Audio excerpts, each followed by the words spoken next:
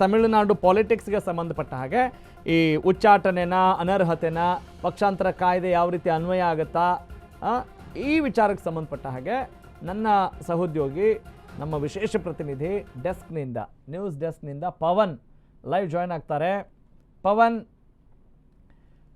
ಈಗ ವಿಜಯ್ ದಳಪತಿ ಒಳ್ಳೆ ಆಡಳಿತವನ್ನು ಕೊಡ್ತಾರೆ ಅನ್ನುವ ನಿಟ್ಟಿನಲ್ಲಿ ಒಂದಿಷ್ಟು ಆರಂಭಿಕ ಸೂತ್ರಗಳನ್ನು ಪಾಲನೆ ಮಾಡ್ತಾ ಇರೋ ಬೆನ್ನಲ್ಲೇ ಈಗ ಈ ನ್ಯೂಸ್ AIADMK, ಅಣ್ಣಾ DMK, MGR ಕಟ್ಟಿದ ಮತ್ತು ಜಯಲಲಿತಾ ಬೆಳೆಸಿದ ಪಕ್ಷ ಇಬ್ಬಾಗವಾಗುತ್ತಾ ಅಂತ ಹೇಳಿದರೆ ಸದ್ಯದ ಸುದ್ದಿ ಇಬ್ಬಾಗ ಆಗುತ್ತೆ ಅನ್ನುವ ಲಕ್ಷಣಗಳು ಕಾಣ್ತಾ ಇದ್ದಾವೆ.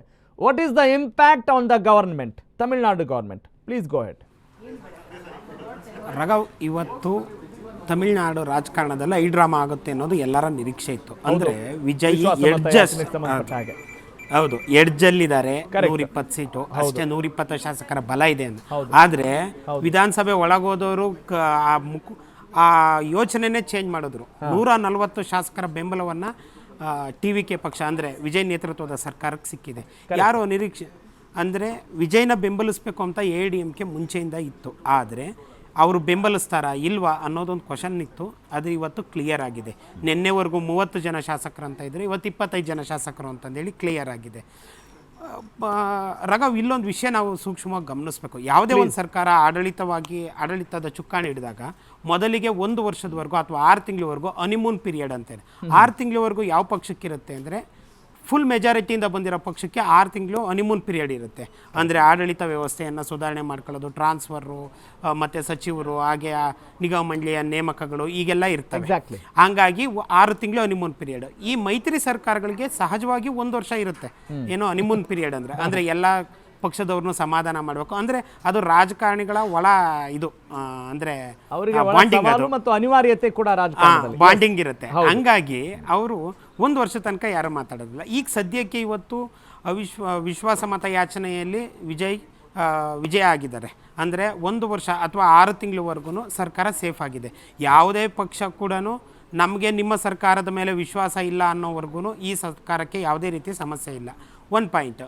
ಇನ್ನೂ 1 ಪಾಯಿಂಟು, ಸಹಜವಾಗಿ ಕಾಂಗ್ರೆಸ್ಸು, VCK ಹಾಗೂ ಎಡಪಕ್ಷಗಳು, ಮುಸ್ಲಿಂ ಲೀಗ್ ಎಲ್ಲ ಸೇರಿ ವಿಜಯ್ಗೆ ಬೆಂಬಲ ಘೋಷಣೆ ಮಾಡಿ 120 ಅಥವಾ 121 ಶಾಸಕರ ಬಲ ಸಿಗುತ್ತೆ, ಮೆಜಾರಿಟಿ ಸಿಗುತ್ತೆ. ಈಗ 144 ಅಲ್ವಾ ಶಾಸಕರ ಬೆಂಬಲ ಸಿಕ್ಕಿರೋದು? ಹೌದೌದು, ಇದು ಅನಿರೀಕ್ಷಿತ ಬೆಳವಣಿಗೆ. ಅಂದರೆ AIADMK ಆ ಪಕ್ಷದಲ್ಲಾದಂಥ ಒಳ ಜಗಳ ವಿಜಯ್ಗೆ ಲಾಭ ಮಾಡಿಕೊಟ್ಟಿದೆ. 144 ಶಾಸಕರು ಅಂತಂದು ಯಾರು ಗೆಸ್ ಮಾಡಿರಲಿಲ್ಲ. ಸಹಜವಾಗಿ ನಿನ್ನೆ ಷಣ್ಮುಗಂ ಹೇಳಿದರು, ಒಂದು ಪ್ರೆಸ್ ಮೀಟ್ ಮಾಡಿ ಹೇಳಿದರು, ಇಲ್ಲ ನಾವು ವಿಜಯ್ಗೆ ಬೆಂಬಲ ಮಾಡ್ತಾ ಇದ್ದೀವಿ, ನಮ್ಮ ಶಾಸಕರು 30 ಜನ ಶಾಸಕರು ವಿಜಯ್ಗೆ ಬೆಂಬಲ ಘೋಷಣೆ ಮಾಡ್ತಾರೆ ಅಂತ ಹೇಳಿದರು. ಅದು ಅಧಿಕೃತವಾಗಿ ಇವತ್ತು ತಲೆ ಎಣಿಕೆ ಮುಖಾಂತರ ಪ್ರೂವ್ ಆಗಿದೆ. ಆದರೆ ಇಲ್ಲಿ ಇದು ಅನರ್ಹರಾಗ್ತಾರೋ ಉಚ್ಚಾಟನೆ ಆಗ್ತಾರೋ ಅನ್ನೋದೊಂದು ಡೌಟ್ ಇದೆ. ಉಚ್ಚಾಟನೆಗೂ ಅನರ್ಹತೆಗೂ ಒಂದು ವ್ಯತ್ಯಾಸ ಇದೆ. ಉಚ್ಚಾಟನೆ ಅಂದರೆ ಸ್ಪೀಕರಲ್ಲಿ, ಅಂದರೆ ವಿಧಾನಸಭೆಯಲ್ಲಿ ಪಳನಿಸ್ವಾಮಿ ಈಗ ಏನು ಶಾಸಕಾಂಗ ಪಕ್ಷದ ನಾಯಕ, ಅಘೋಷಿತ, ಇನ್ನೂ ಘೋಷಣೆ ಆಗಿಲ್ಲ, ಅವರು ಶಾಸಕಾಂಗ ಪಕ್ಷದ ಸಭೆನೇ ಮಾಡಿಲ್ಲ, ಯಾರು AIADMK ಅವರು ಒಮ್ಮತದ ನಾಯಕನ ನಿರ್ಧರಿಸಿಲ್ಲ. ಹಾಗಾಗಿ ಸದ್ಯಕ್ಕೆ ಅವರೇನಿಲ್ಲ. ಹಂಗಾಮಿಯಾಗಿ ಪಕ್ಷದ ಅಧಿಕಾರ ಅಂದರೆ ಪ್ರಧಾನ ಕಾರ್ಯದರ್ಶಿ ಆಗಿದ್ದಾರೆ, AIADMK ಪ್ರಧಾನ ಕಾರ್ಯದರ್ಶಿ ಆಗಿದ್ದಾರೆ. ಇವರು ವಿಧಾನಸಭೆಯಲ್ಲಿ ಅಂದರೆ ಇವರು ಸಭಾನಾಯಕನಾಗಿ ಅಂದರೆ AIADMK ನಾಯಕನಾಗಿ, ಶಾಸಕರ ನಾಯಕನಾಗಿ ಏನಾದರೂ ಆಯ್ಕೆ ಆಗಿ ಇವರು ಏನಾನ ಹಕ್ಕು ಮಂಡನೆ ಮಾಡಿದ್ರೆ, ಶಾಸಕರು ಹಿಂಗೆ ಪಕ್ಷ ವಿರೋಧಿ ಚಟುವಟಿಕೆ ಮಾಡಿದ್ದಾರೆ ಅಂದರೆ ಅನರ್ಹ ಆಗ್ತಾರೆ. ಇಲ್ಲಾಂದರೆ ಅನರ್ಹ ಆಗಲ್ಲ, ಬೈ ಎಲೆಕ್ಷನ್ ಆಗಲ್ಲ ಅವಾಗ. ಸರಿನಾ? ಕರೆಕ್ಟ್. ಅವ್ರೇನ ಹಕ್ಕು ಮಂಡನೆ ಮಾಡಿ ಅವರನ್ನು ಅನರ್ಹ ಮಾಡಿಸಿದ್ರೆ ಈಗ ಅನರ್ಹತೆಗೆ ಮೊರೆ ಹೋಗೋ ಸಾಧ್ಯತೆ ಜಾಸ್ತಿ ಇದೆ ಅಂತ ಅನ್ಸೋದಿಲ್ವಾ ಪವನ್? ಯಾಕಂತ ಹೇಳಿ ಇಲ್ಲ ರಘವ್, ಹಂಗ ಅನ್ಸೋದೇ ಇಲ್ಲ. ಯಾಕೆ ಅಂದ್ರೆ ಅನರ್ಹ ಆಗೋದಕ್ಕೆ ಇಲ್ಲಿ ಇವರು AIADMK ಸಭಾ ನಾಯಕನ ಆಯ್ಕೆ ಮಾಡ್ಕೋತಾರೆ. ಅಂದ್ರೆ AIADMK ಶಾಸಕಾಂಗ ಪಕ್ಷದ ನಾಯಕನ ಆಯ್ಕೆ ಮಾಡ್ಕೋತಾರೆ. ಇಲ್ಲಿ ಈಗ ನೋಡಿದ್ರೆ 30 ಜನ ಶಾಸಕರು, 25 ಜನ ಶಾಸಕರು ಇವ್ರ ಪರ ಇದ್ದಾರೆ. ಯಾರಿಗೆ? TVK ಪರವಾಗಿದ್ದಾರೆ. ಅಲ್ಲಲ್ಲ, ವೇಣು ಈ ಬಣದಲ್ಲಿ ವೇಣುಮಣಿಗಿದ್ದಾರೆ ಬೆಂಬಲ. ಅಲ್ಲಿ ಅವರಲ್ಲೇ ಒಬ್ಬ ಅಂದ್ರೆ CLP ಲೀಡರ್ನ ಆಯ್ಕೆ ಮಾಡೋ ಅಂತ ಸಹಜವಾಗಿ ಗೊಂದಲ ಇದೆ. 22 ಶಾಸಕರು ಪಳನಿಸ್ವಾಮಿಗಿದ್ದಾರೆ. ಹಂಗಾಗಿ ಪಳನಿಸ್ವಾಮಿಗೆ ಅಧಿಕಾರ ಸಿಗಲ್ಲ. ವೇಣುಮಣಿಗೆ ಅಧಿಕಾರ ಸಿಗುತ್ತೆ. ವೇಣುಮಣಿ ಅಧಿಕಾರ ತಗೊಂಡ್ರೆ ಸಹಜವಾಗಿ ಅನರ್ಹತೆ ಬರಲ್ಲ. ಆಗ ಏನ್ ಮಾಡ್ತಾರೆ, ಪಕ್ಷದ ಹೋಲ್ಡಿಂಗ್ಸ್ ವಿಚಾರ ಬರುತ್ತೆ. ಪಕ್ಷದ ಹೋಲ್ಡಿಂಗ್ಸ್ ವಿಚಾರ ಬಂದಾಗ ಏನಾದ್ರೂ ಹೊರಗಡೆಗೆ ಶಶಿಕಲಾ ಮತ್ತೆ ಪಳನಿಸ್ವಾಮಿ ಸೇರಿ ಇವ್ರನ್ನ ಉಚ್ಚಾಟನೆ ಮಾಡಿದ್ರೆ ಬೈ ಎಲೆಕ್ಷನ್ ಆಗಲ್ಲ, ಶಾಸಕರಾಗೇ ಇರ್ತಾರೆ. ಶಾಸಕರಾಗಿರ್ತಾರೆ, ಆದ್ರೆ AIADMK ಇವ್ರ ಪಕ್ಷ ಆಗಿರಲ್ಲ. ಇವರು ಉಚ್ಚಾಟನೆ ಆಗಿರ್ತಾರೆ ಅಷ್ಟೇ, ಪಕ್ಷದಿಂದ ಉಚ್ಚಾಟನೆ ಆಗಿರ್ತಾರೆ. ಅವರ ಶಾಸಕತ್ವ ಹಂಗೆ ಇರುತ್ತೆ. ವಿಧಾನಸಭೆಯಲ್ಲಿ ಹಕ್ಕು ಮಂಡನೆ ಮಾಡಿದ್ರಷ್ಟೇ ಇವರು ಅನರ್ಹರಾಗೋದು. ಇದು ಸುಪ್ರೀಂ ಕೋರ್ಟು ಮತ್ತು ಹೈಕೋರ್ಟಲ್ಲಿ ಬ್ಯಾಟಲ್ ಆಗೋದು. ಹೌದು, ಅಲ್ಲಿವರೆಗೂ ಇವ್ರಿಗೆ ಯಾವುದೇ ತಾನದ ಕೂತಿಲ್ಲ ಸದ್ಯದ ಮಟ್ಟಿಗೆ. ಅಂದ್ರೆ ನೆಕ್ಸ್ಟ್ ಪಳನಿಸ್ವಾಮಿ ಏನ್ ಮಾಡ್ತಾನೆ ಅನ್ನೋದು ಆಧಾರದ ಮೇಲೆ ಮುಂದಿನ ರಾಜಕಾರಣ ಈ ಸಾಧ್ಯತೆಗಳಿದಾವೆ ಅಂತ ಅನ್ಸುತ್ತೆ. ಏನ್ ಪಾಸಿಬಿಲಿಟೀಸ್ ಇರಬಹುದು, ಏನ್ ನಿರೀಕ್ಷೆ ಮಾಡಬಹುದು?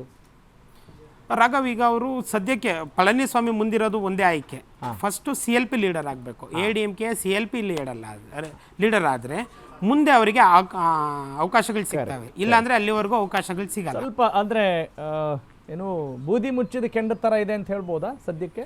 100% ಬೂದಿ ಮುಚ್ಚದ ಕೆಂಡನೆ. ಯಾಕೆಂದ್ರೆ ಈಗ ಶಾಸಕರ ಬಲ ಇಲ್ಲ, ಪಕ್ಷದ ಹೋಲ್ಡಿಂಗ್ಸ್ ಇಟ್ಕೊಳ್ಳೋದಕ್ಕೆ ಆಗ್ತಾ ಇಲ್ಲ ಇವರಿಗೆ. ಏನಾದ್ರೂ ಇವರಿಂದ 25 ಜನ ಶಾಸಕರು ಅಂದ್ರೆ ಮೆಜಾರಿಟಿ, CLP ಸಭೆ ಸೇರಿದಾಗ, ಶಾಸಕರ ಸಭೆ ಸೇರಿದಾಗ ಅವ್ರಿಗೆ ಮೆಜಾರಿಟಿ ಸಿಕ್ತು ಅಂದ್ರೆ ಅವರು CLP ಲೀಡರ್ ಆಗ್ತಾರೆ. ಸಹಜವಾಗಿ ಹಕ್ಕು ಮಂಡನೆ ಮಾಡಬಹುದು ವಿಧಾನಸಭೆಯಲ್ಲಿ. ಆಮೇಲೆ ನೆಕ್ಸ್ಟ್ ಬ್ಯಾಟಲ್. ಸದ್ಯಕ್ಕೆ ಈಗ ಅವರು ನಾಯಕತ್ವವನ್ನು ಪ್ರೂವ್ ಮಾಡ್ಕೊಳ್ಳೋದೇ ಇರೋದು. ಮತ್ತೆ ಇನ್ನೊಂದೇನಾಗಿದೆ ಅಂದ್ರೆ ಪಳನಿಸ್ವಾಮಿ ಮಾಜಿ CM ಆದ ನಂತರ ಅಂದ್ರೆ 2016 ನಂತರ ಅಧಿಕಾರ ಕಳ್ಕೊಂಡ ಮೇಲೆ ಇವರು ಸಾಕಷ್ಟು 2021 ನಂತರ 21 ನಂತರ ಅಧಿಕಾರ ಕಳ್ಕೊಂಡ್ಮೇಲೆ 2 ಸಾರಿ ಅಸೆಂಬ್ಲಿ ಚುನಾವಣೆಯನ್ನು ಸೋತಿದ್ದಾರೆ, 2 MP ಎಲೆಕ್ಷನ್ನ ಸೋತಿದ್ದಾರೆ. ಶಶಿಕಲಾ ಮತ್ತೆ ಇವರು ನೋಡಿಕೊಂಡು ಪಕ್ಷದ ಮೇಲೆ ಒಂದು ಹಿಡಿತ ಸಾಧಿಸಲಿಕ್ಕೆ ಅವರಿಗೆ ಸಾಧ್ಯ ಆಗಿಲ್ಲ.